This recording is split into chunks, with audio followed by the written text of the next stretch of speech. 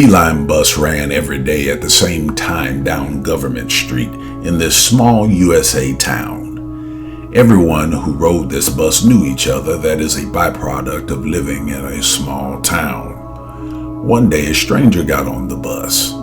He was an older man, average dressed, nothing unusual about him, until he pulled the pulley to indicate to the driver his stop. He got off that evening at the graveyard. The next day, the stranger was aboard the Beeline bus. Again, he pulled the pulley and got off at the graveyard. This went on for the entire week.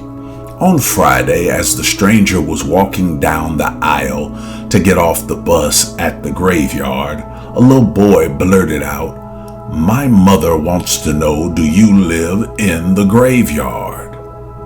The mother, embarrassed by the child's directness, reprimanded him for posing the question. The old stranger said, "It's okay. No, son, I don't live in the graveyard.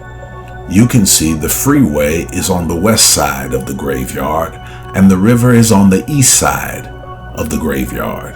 So the only way I can get home is to go through the graveyard to the other side." Life can throw at us situations that seem deadly and grave. You can stop, be paralyzed, and stand still, making no progress. Or you can be like this man and not stop at the graveyard, but when fenced in, walk through it, knowing your joy and answer is on the other side.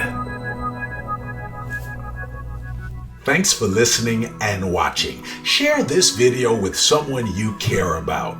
Help us inspire 1 million people to get past their give up point and win with these quotes and stories of inspiration. Click the like and subscribe buttons. Also click the bell icon so you are notified of new content. Consider becoming a Patreon. Your donation monthly can help us inspire millions of people around the world. Link is below in the description.